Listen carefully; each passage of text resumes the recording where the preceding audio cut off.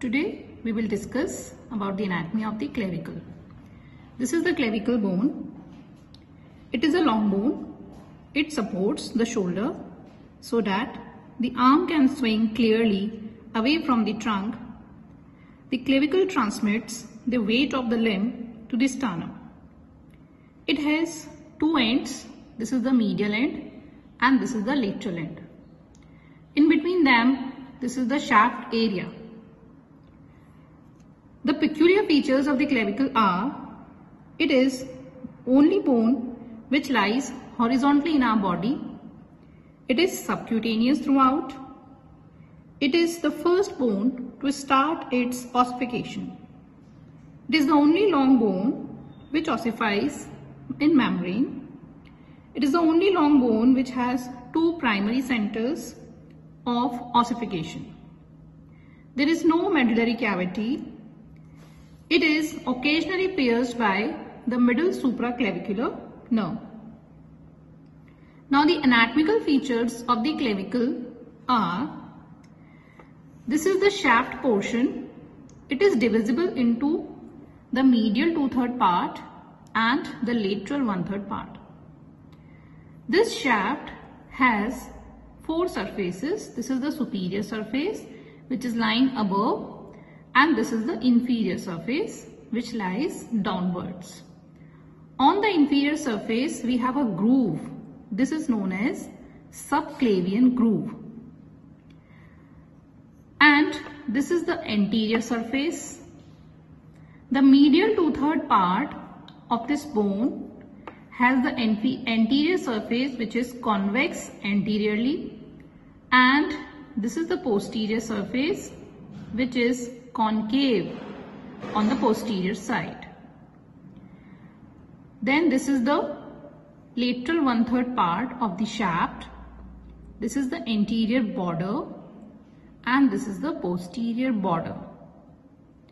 This is the superior surface and this is the inferior surface. On the inferior surface of lateral 1/3 part of this bone, we have this conoid tubercle and this is the trapezoid ridge. Remember, this is the conoid tubercle and this is the trapezoid ridge. This is roughened area because of the attachment of the ligaments. Then we come to the ends. This is the medial end. It is quadrangular like this. So we can easily identify this medial end in the bone, and this is the lateral end. It is flattened. It has the facet for the articulation with the acromion process of the scapula. This medial end articulates with the manubrium sterni of the sternum and forms sternoclavicular joint. This medial end on its inferior surface has this rough tuberosity. Because of the attachment of costoclavicular ligament, this area is roughened. Now we come to the side determination of the bone. This clavicle bone, this is horizontally placed in our body. For side determination, we have to keep it horizontal, and then suppose this is the midline of the body. So keep your medial end close to the midline, and this is the lateral end. It is lying away from the midline. Then this is the shaft portion. You have to keep the shaft portion in such a way that its superior surface comes to lie on the above and its inferior surface, which is bearing the subclavian groove, lies on the inferior aspect. So keep it like this. Then remember the next point, that the shaft is on its medial 2/3 aspect. It is convex anteriorly and it is concave posteriorly. So this is the most important point of identification. The shaft on the anterior aspect at the medial 2/3 part, it is convex, and this medial 2/3 part on the posterior side, it is concave.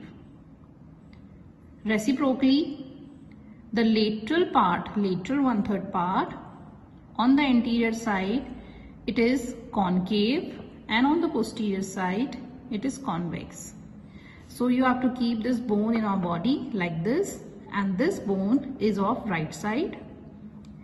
And similarly, we can identify the left-sided bone, in which this is the left-sided bone. This is the medial end, which is capped close to the midline, and this is the lateral end, capped away from the midline.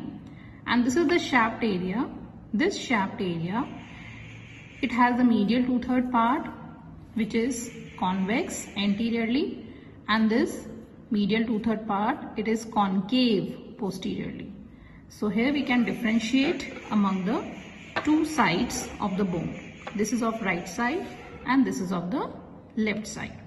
So in this section, we have completed the general anatomical features of the clavicle. In the next video, we will continue about the muscular attachments. Thank you.